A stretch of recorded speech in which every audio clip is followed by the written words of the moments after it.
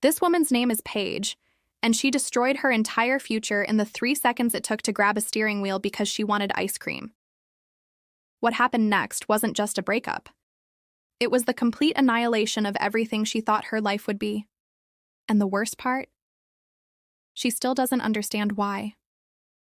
I'm Emma, and welcome to Mrs. Emma, where I bring you the most compelling real-life stories that will leave you questioning everything you thought you knew about love, mistakes, and consequences. Today's story is about a woman who made one impulsive decision that cost her absolutely everything. And I mean everything. So settle in, because what you're about to hear will shock you, frustrate you, and maybe even make you look at your own relationships differently. Paige was 23 years old when her world collapsed. And it all started with what should have been a perfect evening. She'd been dating Cole for 8 months. 8 months of what she thought was building toward something permanent, something real. He was the kind of boyfriend who actually listened when she complained about her terrible work shifts. The kind who surprised her with romantic gestures and made her feel like she mattered. That particular night, after they'd both survived absolutely exhausting work weeks, Cole picked her up and took her somewhere special. The steakhouse was the fancy kind, you know the type.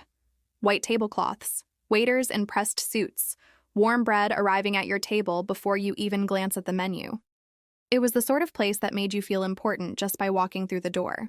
And Cole had chosen it specifically for her. To celebrate making it through a brutal week, to remind her that despite the chaos of their daily lives, they had each other. Dinner was flawless. Cole was completely present, genuinely interested in every detail of her day, laughing at her stories about difficult customers and sympathizing with her frustrations. He had this rare gift of making whoever he was with feel like the most important person in the universe. And when the check came, he paid without hesitation.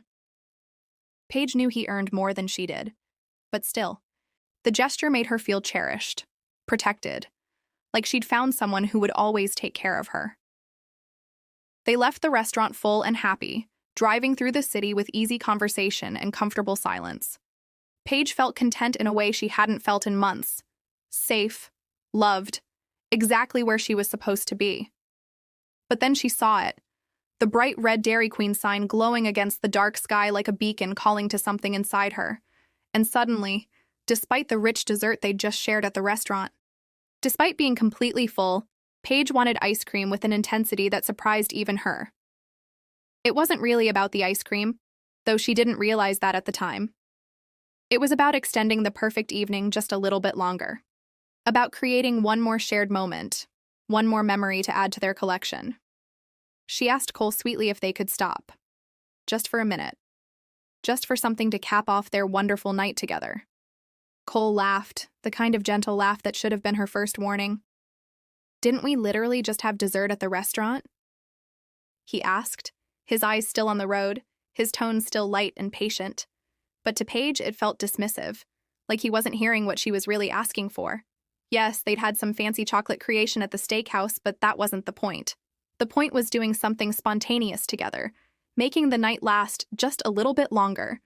She tried explaining this to him, using her sweetest voice, being playful about it. But Cole just kept driving, kept saying they had ice cream at home, kept treating her request like it was something trivial and unnecessary.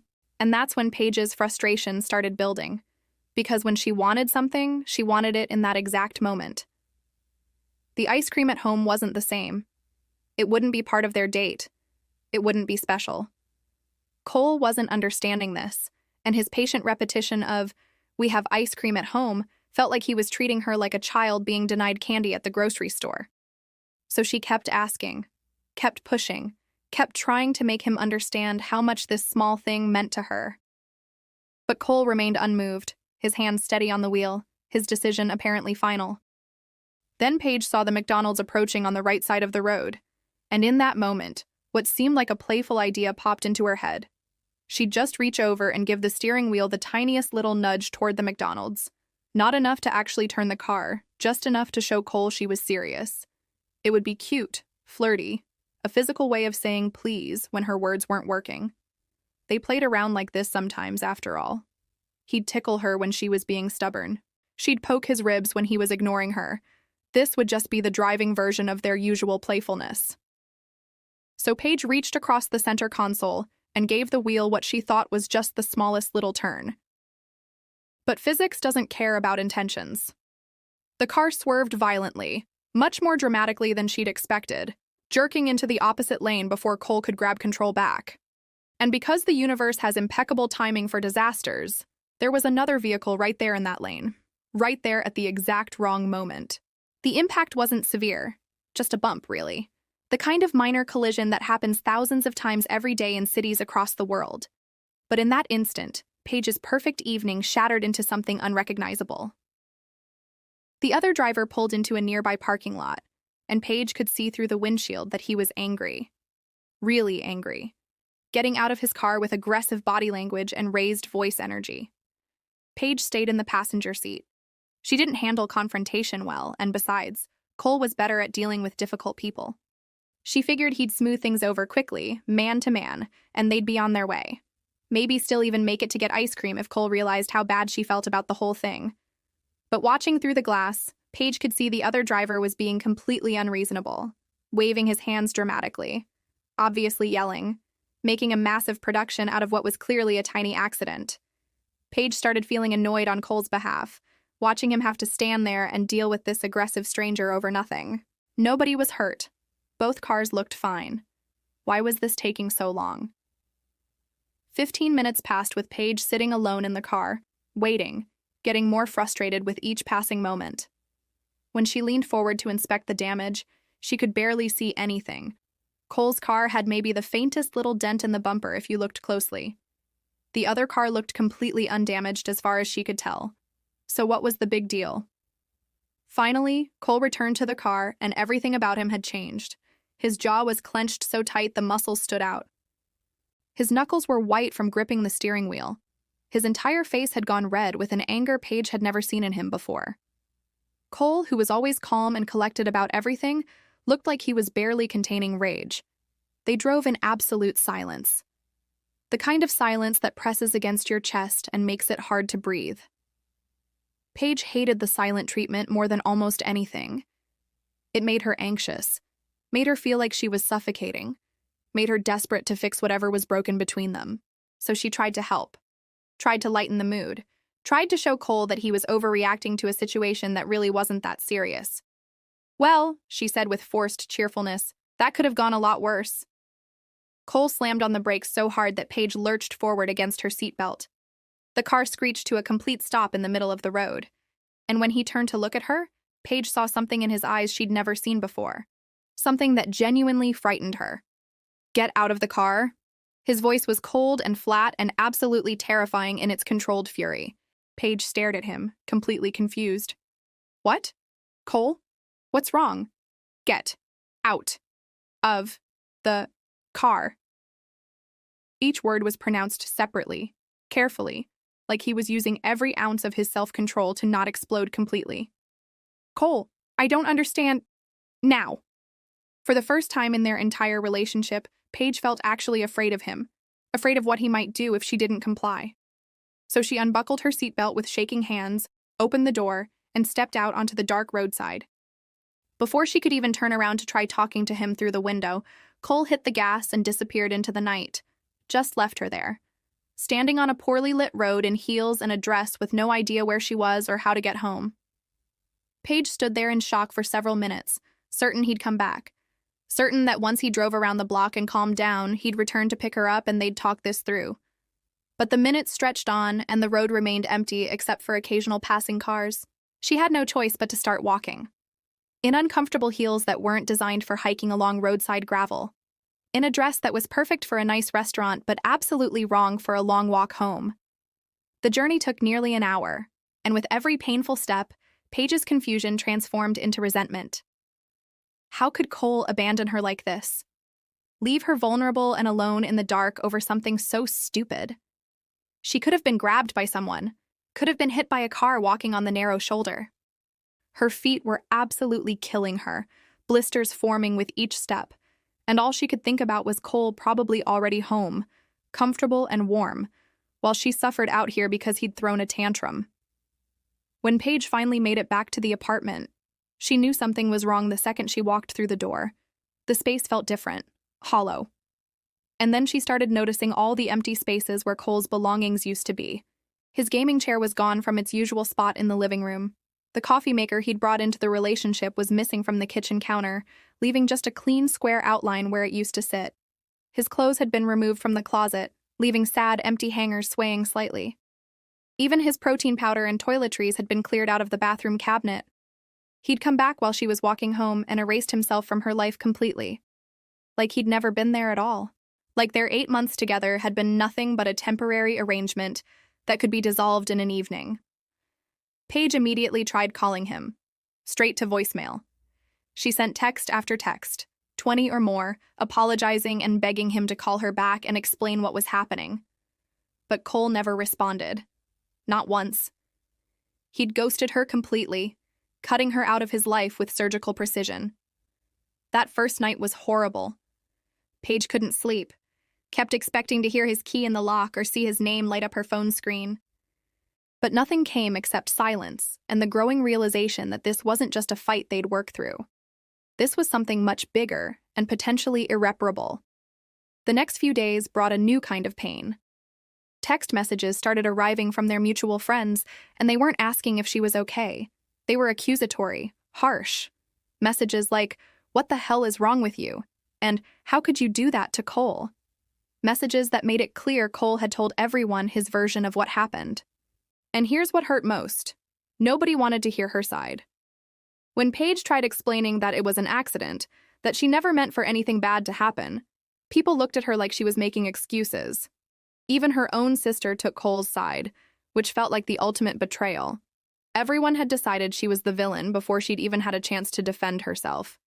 These people who she thought were her friends suddenly acted like they didn't know her, like she was a stranger capable of terrible things, all because of one playful moment that went wrong. 1 second of poor judgment that somehow defined her entire character in everyone's eyes. The social isolation was crushing. But what hurt even more was seeing Cole move on like their relationship had never mattered. Paige would check his social media, not stalking exactly, just making sure he was okay. And he was more than okay. He was out with friends, going to work, living his normal life without missing a beat. Like she'd been so insignificant in his world that removing her left no gap whatsoever. They'd talked about making their living arrangement official, had discussed engagement timelines, had built plans for a future together. And Cole had thrown all of it away overnight over one tiny mistake. People kept telling her she should apologize, but Paige didn't know what to apologize for. Yes, she was sorry the accident happened, but she hadn't done it on purpose. It was just one of those unfortunate moments that sometimes occur. She'd never intended to hit another car or make Cole deal with an angry driver. Accidents happen. Why was everyone acting like she'd committed some unforgivable crime? The apartment felt unbearably lonely without Cole's presence. Paige missed having someone to talk to at the end of long days. Missed the way he'd surprise her with little treats when she was down. Missed even the annoying things like his dishes in the sink and his remote control hogging. And then there was the financial crisis. Cole had been helping with bills, and suddenly Paige was trying to cover rent and utilities on her own. She had to pick up extra shifts just to make ends meet, which made her even more resentful. Why should she have to struggle financially because Cole decided to abandon her over something so trivial? Paige decided she had to take action to fix things. They'd had something special, and she wasn't going to let it die without a fight. So she started trying to reach him, to make him see reason. First, she went to his workplace during lunch with his favorite sandwich from the deli he loved. But Cole refused to see her. One of his coworkers came out instead with a cold message. Leave now, or they'd call security. That felt unnecessarily harsh. She wasn't causing a scene. She just wanted 5 minutes to talk like adults. So Paige wrote him a letter, pouring her heart onto paper, explaining everything from her perspective. How sorry she was, how much she missed him, how much their relationship meant.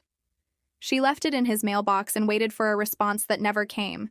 She started going to places she knew he frequented, the gym where he worked out, his favorite coffee shop, the grocery store near his office. Not stalking, just hoping for a natural encounter where they could talk normally. But every time Cole spotted her, he'd immediately leave or head in the opposite direction. She reached out to his friends and even his sister, asking them to help repair things or at least convince Cole to talk to her. But everyone said the same thing.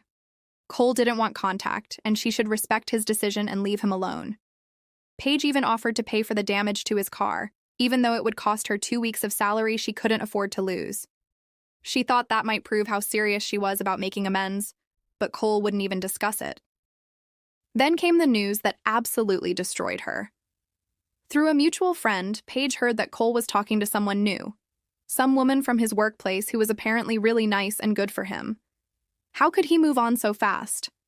While she was still fighting for their relationship, still trying to fix what was broken, Cole had already found someone else. It felt like their 8 months together had meant absolutely nothing to him. Paige decided to make one final attempt.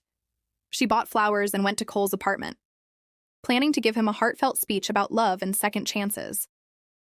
She'd practiced every word, convinced that if she could just get him to listen face to face, she could make him remember what they'd had. But when she knocked on his door, Cole wouldn't open it.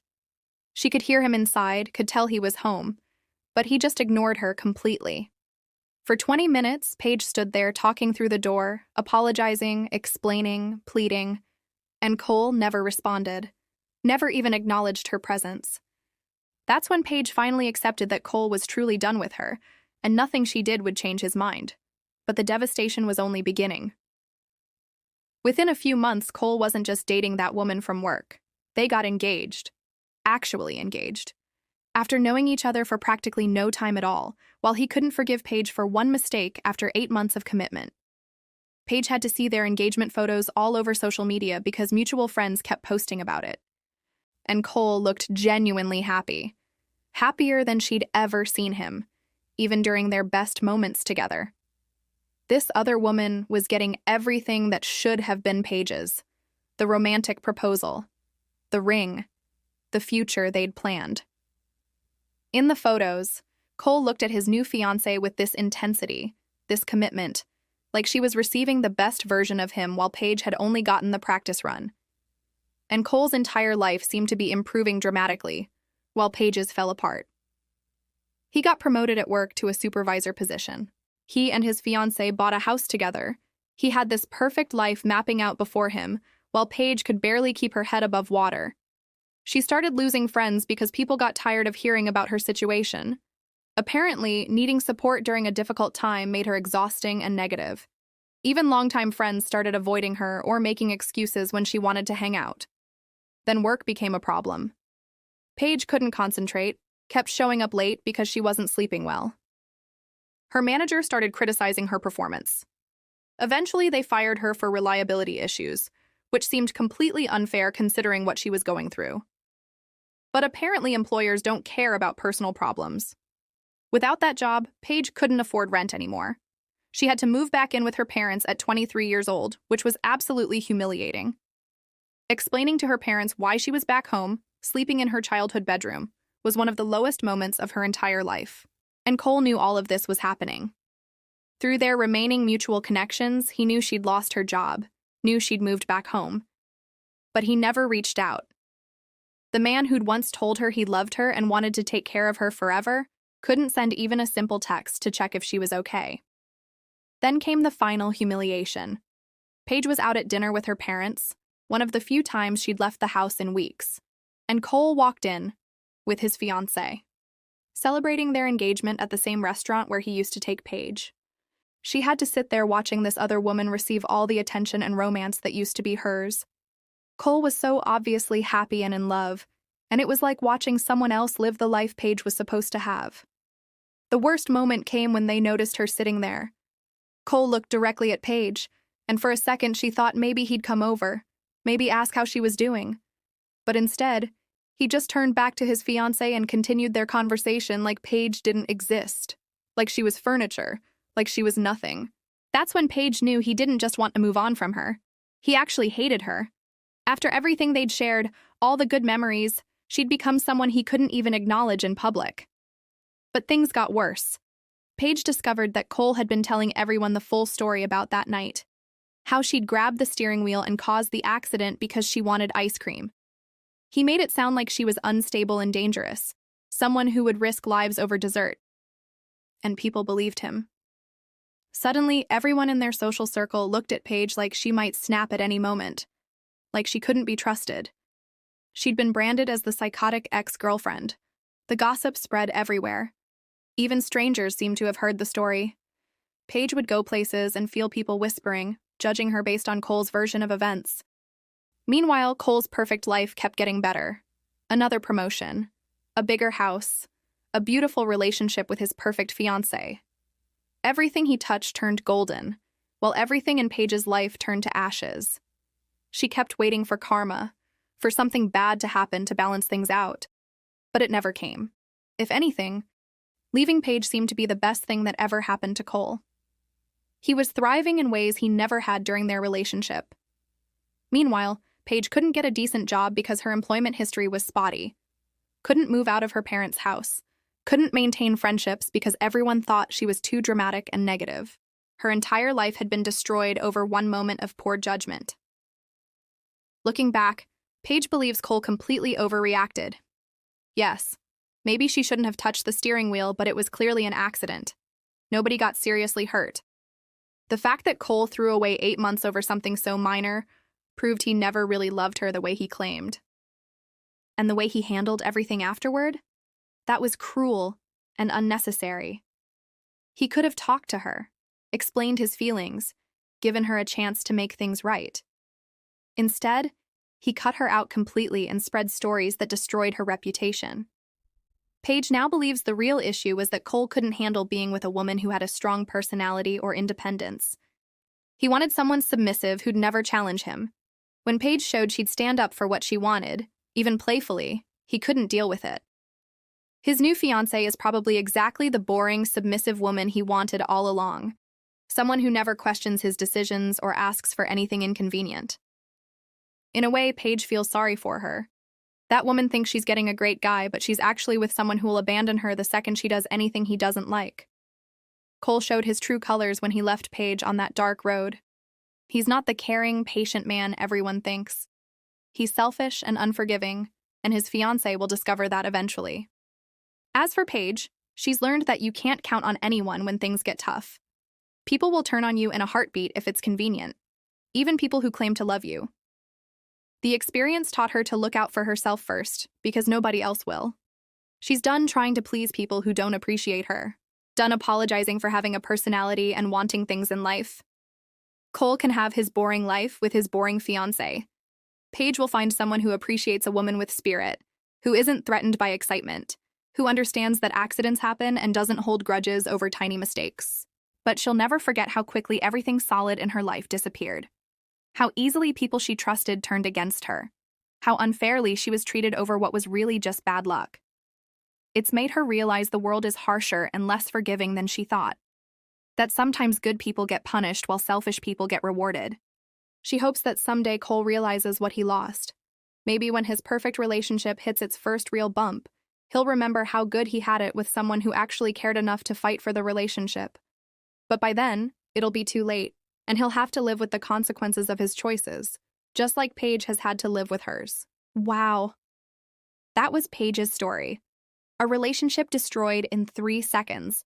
A life completely derailed over one impulsive decision. But here's my question for you. Was Paige really the victim in this story?